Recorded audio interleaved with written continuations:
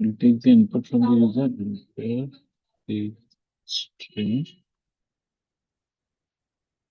b is equal to a dot split so that we have all words together. तो B में सारे words हैं, सी in B से क्या होगा, एक एक वर्ड करके सी में आ जाएगा। दैट मीन्स हमें सी के सारे वर्ड्स को काउंट करना है। तो हम एक वेरिएबल लेंगे एक्स इज इक्वल टू 0, जिसमें हम चेक करेंगे कि पूरे उसमें, इनफैक्ट हम काउंट भी यूज कर सकते हैं, we can always use count. अच्छा, काउंट में फिर 5 अलग अलग हमें रखना पड़ेगा, हमें लूप यूज करना पड़ेगा। तो what will do is, count हम यूज कर सकते थे, लेकिन हमें अपर केस लेटर्स तो 26 होते हैं टोटल, तो अलग अलग 26 स्टेटमेंट्स लिखने पड़ेंगे। तो उससे बेहतर यह है कि हम सिंपल एक लूप यूज कर लें, फॉर वाई इन सी। हर बार हम चेक करें कि क्या वाई जो है वो इज अपर है, अगर है तो हम x is equal to x plus 1 कर देंगे, and when the loop gets over we print it. ये देखिए इसको कैसे एग्जैक्टली किया। सबसे पहले will take the input from the user, जो स्ट्रिंग हमारे पास आया है उसको स्प्लिट करेंगे। स्प्लिट से क्या होता है, अगर ब्रैकेट एम्प्टी है तो वो वर्ड वाइज, मतलब स्पेस वाइज कर देता है स्प्लिट। दैट मीन्स हमारे पास सारे वर्ड्स आ जाएंगे, तो बी में सारे वर्ड्स आ गए। अब ये लूप से क्या होगा, one word at each iteration will come to C, मतलब बी के जितने भी वर्ड्स हैं एक एक करके सी में आता जाएगा। तो इसका मतलब अगर सी में एक वर्ड है, उसमें कितने अपर केस लेटर्स हैं ये काउंट करना है हमें। तो what we do is we create a variable x with 0, और यहाँ पे हम एक और लूप हमें चाहिए, क्योंकि पूरे वर्ड में कहीं भी अपर केस लेटर हो सकता है।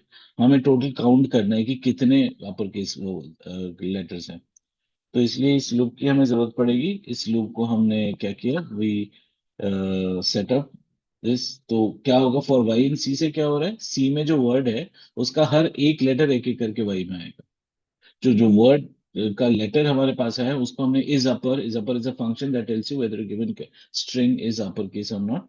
तो हमने चेक कर लिया कि अपर है कि नहीं है, अगर है तो एक्स में एक्स 1 ऐड कर दिया, प्रिंट कर दिया। लेट्स ट्राई दिस, एक बार स्क्रिप्ट करके देख लेते हैं चलता है कि नहीं। तो लाइक जो काउंट था, काउंट इज इक्वल टू, जब हमने x इज इक्वल टू 0 लिया है तो हम उसको लूप से पहले भी तो ले सकते थे। हमें हर नए वर्ड के लिए नया काउंट चाहिए ना, इसलिए लूप के अंदर होना चाहिए हर नए वर्ड के लिए। C will be getting a new word every time, तो उसके लिए नया काउंट होना चाहिए, नहीं तो वो काउंट में आगे बढ़ा। मान लेते हैं पहले वर्ड में दो लेटर्स है, दो अपर केस लेटर्स है, और अगले वर्ड में तीन, तो पहले का 2 काउंट होना चाहिए, अगले का 3 होना चाहिए। अगर मैं एक्स को बाहर ले जाता हूँ तो वो क्या करेगा, 2 के आगे करेगा, दैट मीन्स एक्स पे 5 आ जाएगा, तो वो आगे आगे कैलकुलेट होता रहेगा। तो आगे आगे नहीं करना है हमें हर एक नए वर्ड के लिए। तो नया वर्ड जहां पे भी स्टार्ट हो रहा है वहां पे हमने एक्स जीरो लिया। ठीक है, okay sir. yeah, we'll execute this program. I'll share the screen। ये रहा स्क्रीन हमारा। तो स्क्रीन में मान लेते लिखते थे इंडिया इज माय कंट्री, ठीक है, ये लिख दिया मैंने। तो देखिए क्या होगा, अपर केस लेटर पहले वर्ड में है, दूसरे में नहीं है, तीसरे में नहीं है, चौथे में नहीं है, तो 1000।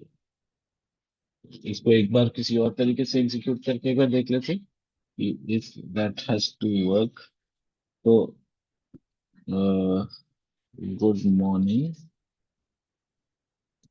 ऑल द स्टूडेंट्स, ठीक है। तो यहाँ पे मैं एक कैपिटल एस लगा देता हूँ, ठीक है।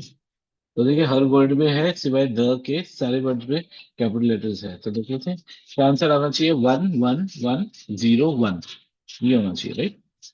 ठीक है, 1101, यही आपका आउटपुट। So okay sir. अगर आप कहीं एक्स इज इक्वल टू 0 उधर ले जाते हैं, देखिए क्या होता है, इसी इनपुट से आपका जो आंसर आता वो इस तरह से बदल जाता। मैं दोबारा वही सेम चीज इनपुट कर रहा हूँ, और देखिए इसमें आउटपुट क्या आएगा, 1 2 3 3 4। क्या आया ये, 1 के साथ 1 जुड़ गया, अगली बार 1 एक और जुड़ गया तो 3 बन गया। उसके बाद 0 है, दैट मीन्स नथिंग एडेड, तो 3 रिटेन्स इट्स वैल्यू। फिर 1 आया तो 4 बन गया। तो this is not the right output, क्योंकि इससे देख के लग रहा है कि पहले वर्ड में एक अपर केस है, दूसरे में दो है, और तीसरे में तीन है, जबकि ऐसा है नहीं। है ना, ये क्यूमुलेटिव ऐड हो के आ रहा है डेटा। तो दैट्स नॉट राइट, तो इसलिए हमें वो जो लॉजिक हमने अप्लाई किया है वही सही है। ये बाहर ले जाना नहीं चाहिए। We should keep it like, ठीक है। That's the solution that you are looking for. Okay, sir, I have one more doubt. Just आप लोग भी, रिया प्राची, आप लोग भी निकाल के रखिए अगर कोई दिक्कत है तो, ताकि इसके बाद वो भी ले ले। हाँ जी, बताइए हमेशा। sir, just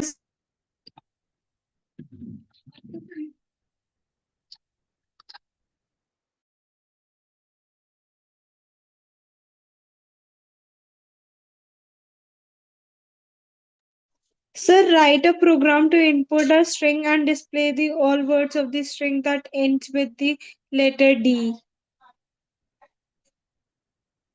एक बार रिपीट करिए।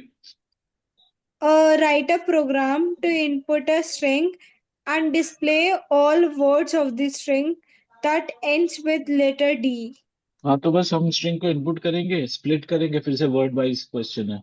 तो स्प्लिट करेंगे तो वर्ड आ जाएगा, लूप चलाएंगे वर्ड वाला, एक एक वर्ड आता रहेगा, और उसका -1 यूज करके, मतलब लास्ट लेटर कौन सा है, -1 वाला है ना, Hmm. End of. तो -1 वाला वर्ड Yes, जो sir. है, लेटर जो है वो डी है कि नहीं, अगर है तो उसको प्रिंट करेंगे। क्या बोला है कि अगर Sir, डी है तो प्रिंट करो। and display all the words of the string हाँ, जो that word ends with the letter and with D. D वाला है, प्रिंट करने हैं हमें, ठीक है। तो हम क्या करते सर हैं, लेट्स अगर हम let's text dot ends with function method use करेंगे तो उससे गलत होगा। एंड्स विद तो पूरे स्ट्रिंग में करेगा। हाँ, एंड्स विद आप वर्ड पे अप्लाई कर सकते हो, हाँ बिल्कुल कर सकते हो। एक बार आप उससे सॉल्व करके दिखा सकते हो। जी जी जी। Program to print all the words ending with, sir it is not visible. एक मिनट, ठीक है ना। इसको हम सेव कर लेते यस हैं सर। पहले। तो program to print all the words ending with d, यही वाला ना। तो हम सबसे पहले इनपुट कर लेते हैं, will take the input from the user into the string, ठीक है। अब b is equal to a dot split, क्योंकि क्लियरली हमें वर्ड बेसिस पे काम करना है। तो this is how we do it. We set up a loop in for all the words. तो एक एक करके सी में वर्ड आ गया। आप जैसे एंड्स विद कह रहे हो, एंड्स विद एक इनबिल्ट फंक्शन है, हम अपना लॉजिक यूज करें तो हमेशा ही बेहतर होता है। C-1 अगर d है तो प्रिंट सी। और अगर कहीं आप एनजिट भी यूज करना चाहते हैं तो ऑफकोर्स आप यूज कर सकते हैं, क्योंकि यहाँ पे ऐसा नहीं बोला गया है कि you can not use in build function. Absolutely valid, that's it. ये तो बहुत सिंपल सा ही प्रोग्राम है। सर तो हम इफ की जगह टेक्स्ट डॉट लाइक अगर मैंने टेक्स्ट ले रखा है एक ही जगह तो मैं टेक्स्ट डॉट एंड्स विथ और ब्रैकेट में डी डालूंगी नहीं नहीं पैरेंथेसिस में। नहीं, पहले आप वर्ड में तो कन्वर्ट करोगे ना। अच्छा हाँ। ओके। वर्ड में तो कन्वर्ट करना ही पड़ेगा। आप सिर्फ वो इफ वाला स्टेटमेंट जो है उसको रिप्लेस करके आप एंड्स विथ लिखोगे। तो यहाँ पे अगर हम लिखते हैं कि India and China are neighbouring, मान लेते हैं ऐसे कुछ लिख देते हैं, कंट्रीज। तो एक ही ऐसा वर्ड है जो डी से खत्म हो रहा है ना इसमें, एंड, ठीक है। So going back, this is, तो once you are aware of, अब यहाँ पे जैसे स्प्लिट भी यूज किया है, तो फंक्शन नहीं यूज करना ऐसा नहीं है। You can always use and with, लेकिन कहाँ यूज करना है ये क्लियर होना चाहिए आपको। You should write this as c dot ends with d, ये। जब ओके सर। कोई भी ऐसा फंक्शन है जो ट्रू या फॉल्स रिटर्न करता है, तो आप इज इक्वल टू ट्रू नहीं भी लिखेंगे तो चलेगा। इट इटसेल्फ मींस कि वो ट्रू के बराबर है, तो ये हो। तो आपने देखा होगा कि इज लोअर इज अपर के बाद यूजुअली आप देखेंगे कि इज इक्वल टू ट्रू लिखा नहीं हुआ है। तो जितने भी ट्रू फॉल्स वाले फंक्शंस हैं उसमें लिखने की जरूरत नहीं होती है, सिंटैक्टिकली इट इज फाइन। ठीक है जी, चलिए। रिया, प्राची, सक्षम, please turn on your cameras, otherwise Sir, I. there is one more question. हाँ जी, निमिषा बोलिए। Write a program to input the name of the month and the maximum number of the days in that month. हाँ, इस पे आप क्या करोगे, आप में भी एक लिस्ट क्रिएट करो, इसी में कर दे। चलिए मैं एक और फाइल बना देता हूँ, शेयर दैट स्क्रीन। 28। तो program to print max days for a given month. Name of the month बोला है इनपुट करने के लिए। Sir, name of the month. हाँ, enter name of the month. अब नेम ऑफ द मंथ जो है वो हम मान के चल रहे हैं कि वो कंप्लीट ही करेगा। और हम मान के चल रहे हैं कि यूजर को पता है नेम ऑफ द मंथ, उसमें स्पेलिंग मिस्टेक की कोई गुंजाइश नहीं है, ये अज्यूम करके चले। क्योंकि ऑब्वियसली पॉसिबल है, जैसे दिसंबर है, उसकी स्पेलिंग गलत हो गई तो मैच नहीं होगा, तो आउटपुट नहीं आएगा, है ना। लेकिन एक चीज तो क्लियर है कि हम यहाँ पे एमडी करके एक लिस्ट बना सकते हैं, जिसमें क्या है कि आप नंबर ऑफ डेज असाइन करके रख सकते हो, ऐसे करके। ये समझ में आ रहा है क्या कर रहा हूँ मैं? सर लाइक हमें सारे मंथ लाइक 12 मंथ्स है तो 12 मंथ्स के लिए करने पड़ेगा। हाँ, नहीं तो सिस्टम को थोड़ी पता है कि कौन से मंथ में कितने डेज हैं। ये तो आपका लॉजिक लगाना ओके। पड़ेगा ना, राइट। ओके। और हाँ जी, और आप एक एमएन करके एक और मैं बना देता हूँ, जिसमें हम सारे नेम्स स्टोर कर लेंगे। तो जो भी वो एंटर कर रहा है, अगर वो मैच हो जाता है तो उसका कॉरस्पॉन्डिंग जो इंडेक्स नंबर है वो प्रिंट हो जाना चाहिए। Basically this will be the logic. ठीक है, देखिए, ये इस तरीके का क्वेश्चन शायद एग्जाम में ना आए, लेकिन this is not that complicated as much as it looks like. तो आपको मंथ के नेम्स तो सारे पता ही है, तो एक एक करके आप सारे लिख लीजिए। और हमने लिस्ट ऑफ स्ट्रिंग्स हमने पढ़ा ही है, तो again that is also not something that you are not aware of. तो हमने ऐसे इसलिए कर लिया।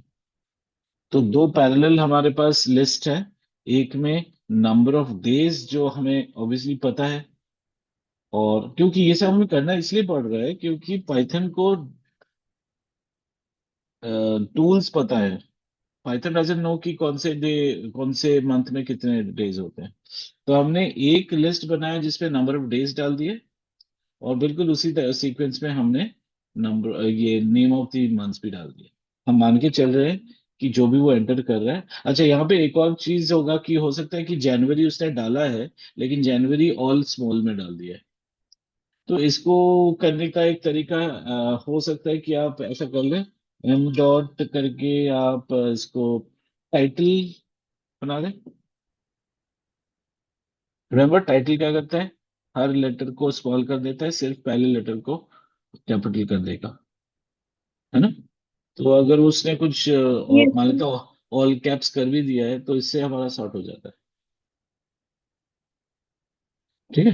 But m dot title returns also, तो हम एम इज इक्वल टू करके लिखना पड़ेगा, क्योंकि टाइटल क्या करता है, रिटर्न भी करता है। एक बार हम इसको देख लेंगे। खैर, अब now we taken the name of the month. हमें क्या करना है, जो मंथ है, हम मान के चल रहे हैं कि अच्छा, स्ट्रिंग जो होता है, स्ट्रिंग के साथ दो फंक्शंस होते हैं, फाइंड और इंडेक्स, जो हमें इंडेक्स बताता है। लेकिन हम लिस्ट यूज करने वाले हैं, लिस्ट में सर्च कर रहे हैं ना, तो लिस्ट में सिर्फ इंडेक्स होता है, फाइंड नहीं होता, है ना। तो हम क्या करेंगे, we will search the given name in mn। इससे वो इंडेक्स बता पाएगा, p is equal to this. आप लूप भी चला सकते हो, बट फंक्शन है तो इसलिए मैं यूज करने की कोशिश कर रहा हूँ। अगर लूप चलाओगे तो हर एक मंथ एक एक करके आता रहेगा, और उसको आप चेक करते रहे कि एम के साथ मैच हो रहा है कि नहीं। अगर मैच होता है तो उसका कॉरस्पॉन्डिंग बेसिकली आपको करना यह है कि max days is equal to this, आपका एम डी का पी। पी क्या होगा? इंडेक्स नंबर, है ना। मान लेते मैंने मार्च एंटर करा है, तो इंडेक्स उसको सर्च कर लेगा मार्च को, और रिटर्न क्या करेगा? 0122 रिटर्न करेगा। और अगले लाइन पे हमने क्या कर दिया है? एमडी का टू प्रिंट कर दिया। तो दैट मीन्स एमडी का टू क्या है? 31। 31 प्रिंट हो जाएगा, राइट। तो बेसिकली बहुत सिंपल सा लॉजिक है। यही दो लाइंस हैं जो आपका काम कर रहा है, लेकिन provided that you already send this. ये करना जरूरी इसलिए हो रहा है क्योंकि Python is not aware of the sequence of names. ना तो नेम पता है उसे, ना सीक्वेंस ऑफ मंथ्स पता है, और ना ही number of days in the months. इनमें से कुछ नहीं पता उसको, ठीक है। तो इसलिए ये थोड़ा सा लॉजिकल हो गया, एक प्रैक्टिकल प्रॉब्लम बेस्ड क्वेश्चन है। Let's see whether it works और नॉट। इसमें एक कमी मुझे जो नजर आ रही है वो ये है, इंडेक्स क्या करता है? एरर दे देता है if it is not able to find. तो यहाँ पे अगर कोई गलत नाम मैं टाइप करूंगा तो एरर आ जाएगा, ठीक है। तो ठीक है, आउटपुट तभी आना चाहिए जब सही इनपुट होगा, तब दैट इज फाइन। एक बार देख लेते हैं। जनवरी, देखिए मैक्स डेज 31। अच्छा, मैंने आपको शेयर नहीं किया, जस्ट हाँ सर, इट इज। देखिए 31 आ गया ना। अब कुछ और ट्राई करते हैं, मैं दोबारा एग्जीक्यूट करता हूँ इसको। दोबारा एग्जीक्यूट करते हैं। अब मान लेते हैं सितंबर एंटर करता हूँ मैं, ठीक है।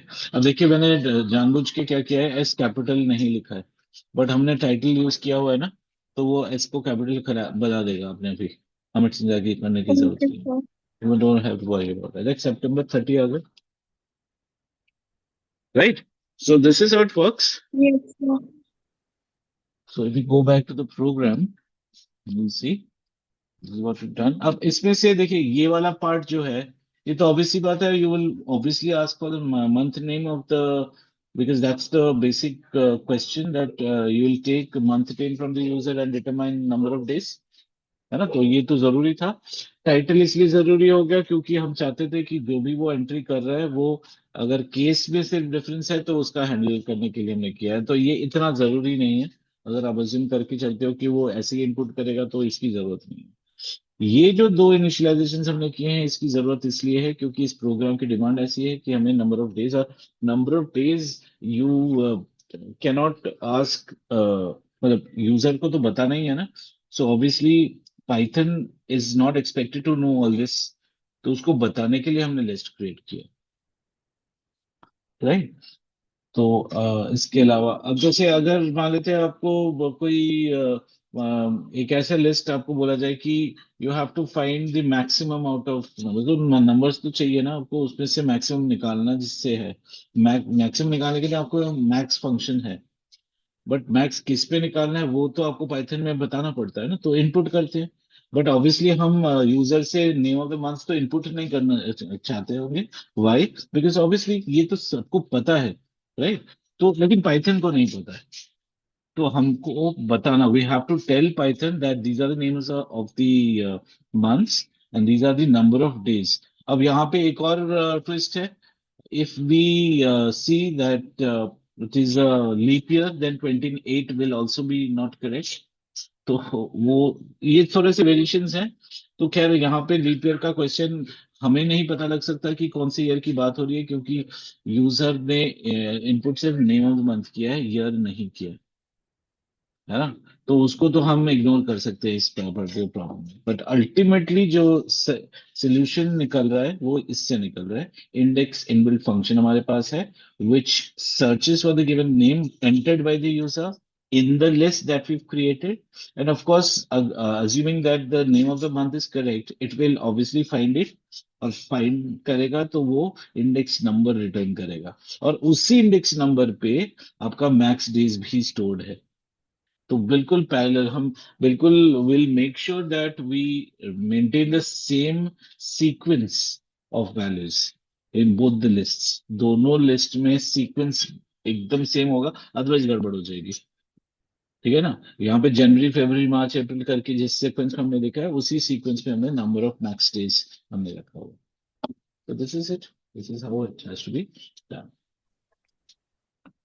Okay sir. ठीक है। हाँ जी, रिया कुछ पूछना है?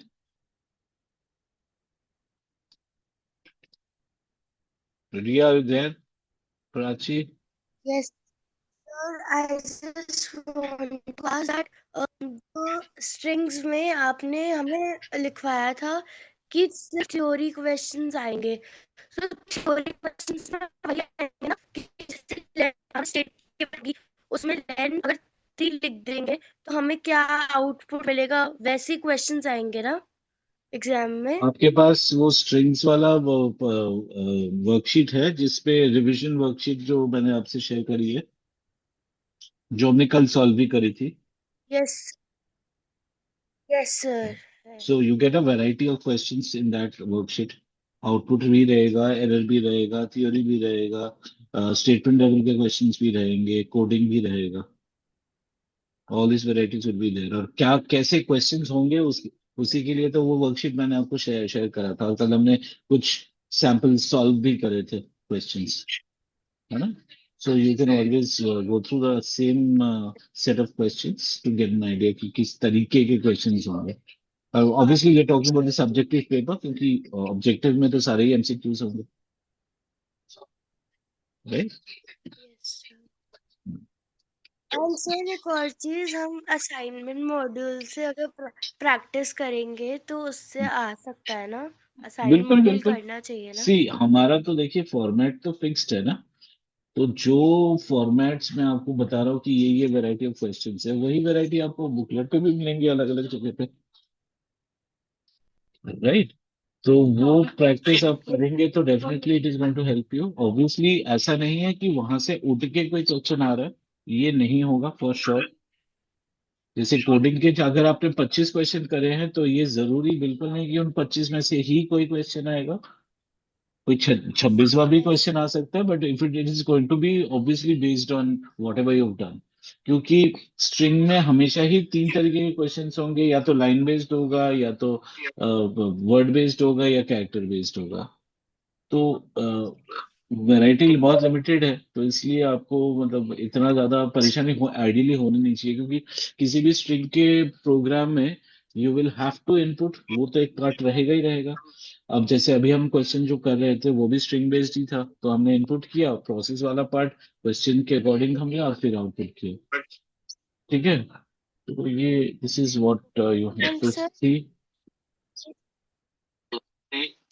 जब आपने हमें strings और अपने नोटबुक में हमें सब उन फंक्शंस भी लिखवाए थे और वर्कशीट में नोट्स में भी थे, तो वैसे में थ्योरी के क्वेश्चंस आ सकते हैं फंक्शंस वगैरह में? बिल्कुल बिल्कुल डिफरेंस आएंगे। ऑफ आप देखो ना, फंक्शन। थ्योरी के क्वेश्चन भी तो हमने कल किए थे, उसमें भी फंक्शन के क्वेश्चंस थे कि differentiate between this and this, या give a description of this. मान लेते हैं हमने टाइटल फंक्शन पढ़ा है, तो उसका डिस्क्रिप्शन पर आपसे पूछ लिया जाए कि determine the purpose of title function and how is it different from capitalize function, कुछ इस तरीके से बन सकता है।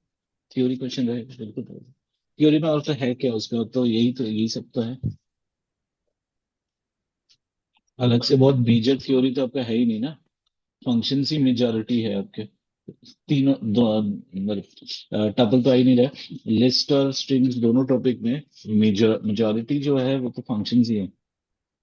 बाकी उनका एप्लीकेशन आप कहीं आउटपुट में दिख जाएगा आपको, या प्रोग्राम में करते वक्त आपको दिख जाता है।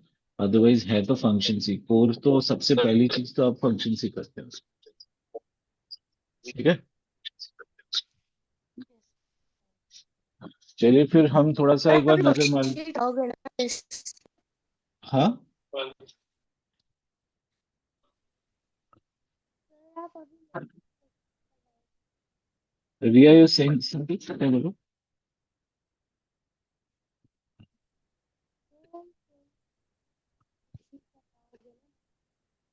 चलिए, ये लिस्ट वाला जो एक वर्कशीट आपके पास है, ये भी, this also tells you about the variety of questions that we can have from the list topic.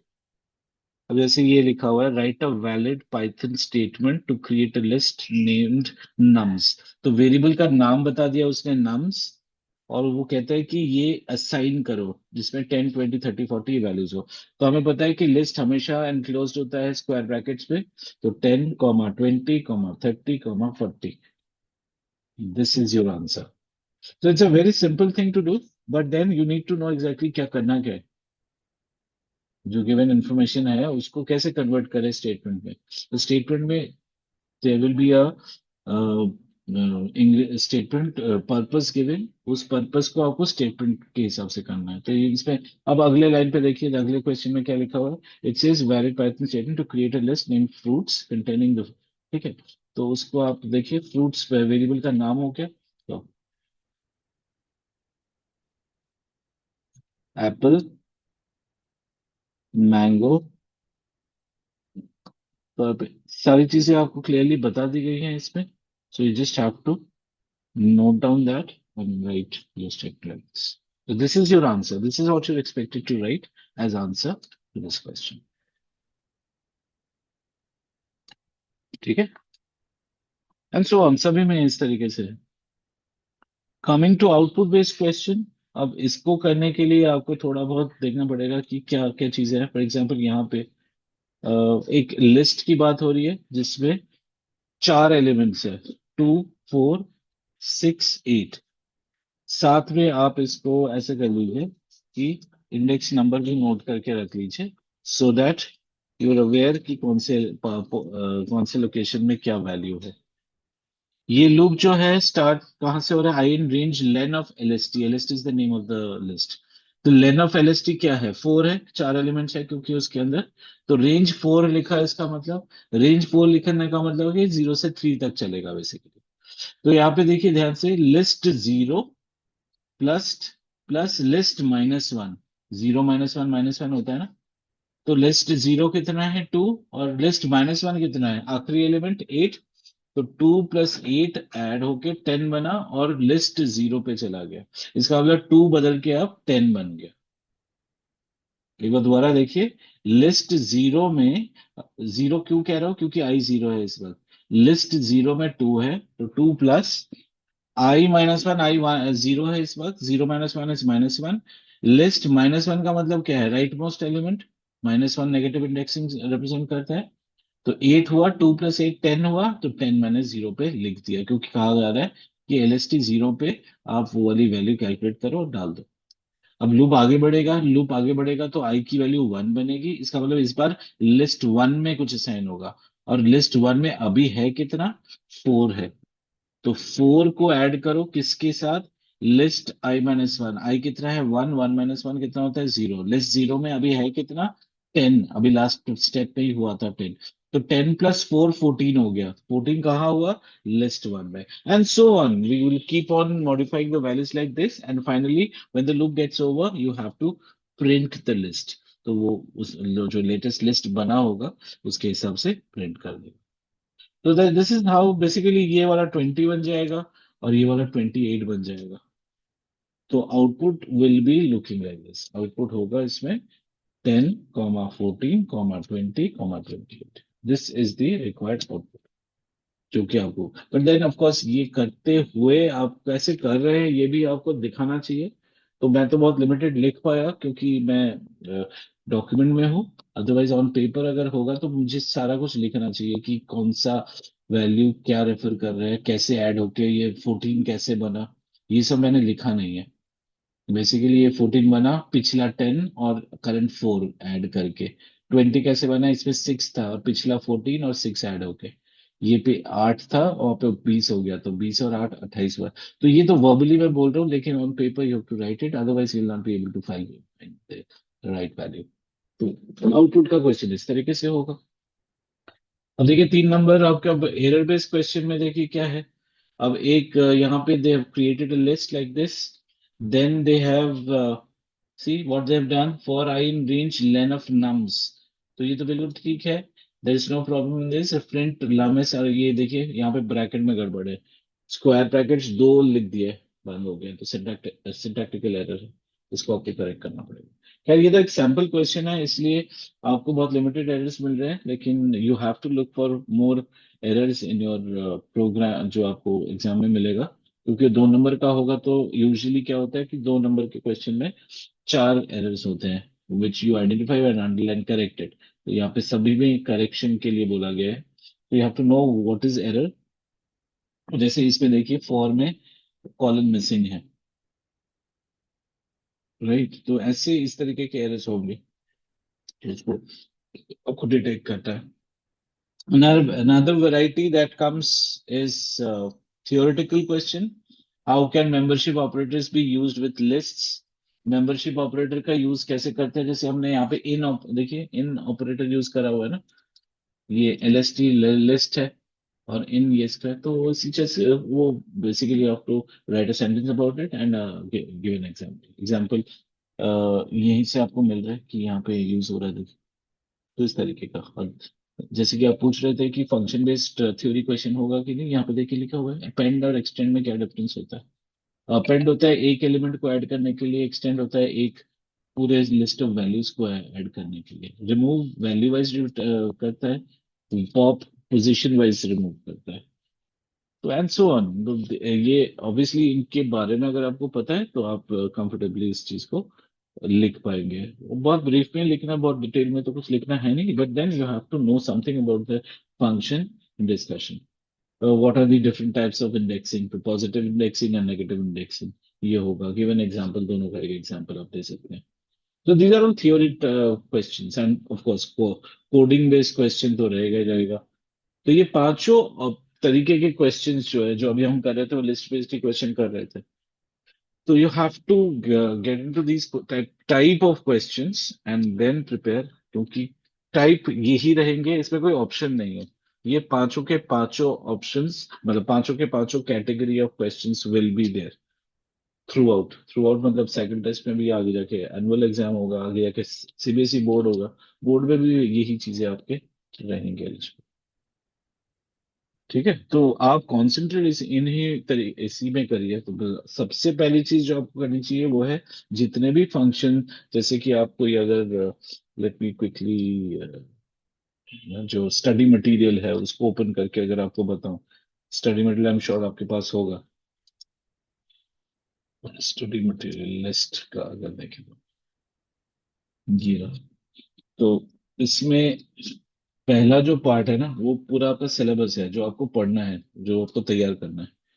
तो ये पूरा ही आपको अच्छे से करना है, उसके बाद देन यू, तो इसके हिसाब से ही, सिलेबस के हिसाब से ही आपका पूरा मटेरियल तैयार हुआ। So you have to make sure first of all that you go through the entire study material and then get into the questions. Question तो आप तभी कर पाएंगे जब आप you ready with all the tools and things that we have discussed. तो ये जरूरी है कि आप पहले तो स्टडी मटेरियल को फॉलो करें, उसके बाद then switch over to the variety of questions. और वैरायटी ऑफ क्वेश्चंस जैसे ही आपको पता लगता है, then you can switch over to the worksheets, जो चैप्टर वाइज टॉपिक वाइज जो आपको वर्कशीट्स मिलेंगी, उसको आप कर सकते हैं। ठीक है, so this is how you to go about it. Anything else that you would like to ask, Nimisha? No, sir. ठीक है, प्राची, आर यू देयर? आपको कुछ पूछना है? No, sir. चलिए Sir, ठीक है। could you please tell the difference between sort and sorted? Sort function अपने आप में सॉर्ट कर देता है, सॉर्टेड रिटर्न करता है। वो आप स्टडी मटेरियल पढ़ेंगे, आपको क्लियरली डिफरेंस दिख जाएगा। One function what it does is, जैसे आपका आपने ए डॉट सॉर्ट लिखा तो वो क्या करेगा, ए को ही सॉर्ट कर देगा। और दूसरा है ए डॉट सॉर्टेड, तो ए को डिस्टर्ब नहीं करके वो सॉर्ट करके उसका डेटा यूज करके सॉर्ट करके रिटर्न कर देगा। तो अब b is equal to a dot sorted लिखना पड़ेगा। ए में कोई चेंज नहीं आएगा, बी में आ जाएगा सॉर्टेड। तो दोनों का आउटपुट सेम रहेगा, बट दोनों में सिर्फ इतना डिफरेंस है कि एक अपने आप में ही कर देता है और एक रिटर्न कर देता है। मतलब आप एक फोटोस्टेट का एग्जांपल अगर दूं मैं, आप एक पेपर आपके पास है, उसमें आप अपना नाम लिखना चाहते हो, तो आप क्या करते हो, उसका एक फोटोस्टेट निकालते हो, फोटोस्टेट पे अपना नाम लिखते हैं। The original doesn't get affected with that, right? But दूसरे में आप उसी में लिख देते हो ना, तो ओरिजिनल चेंज हो गया ना एक तरीके से। तो ये डिफरेंस है, ठीक है, ओके सर। प्रोसेस। चलिए let's wrap it up now. कल एक बार फिर हम बैठेंगे, तब तक अब कुछ प्रॉब्लम्स होंगी तो आप जरूर एक्यूमुलेट कर लीजिए, ठीक है? राइट, चलो ठीक है Prachi, thank you so much, take care.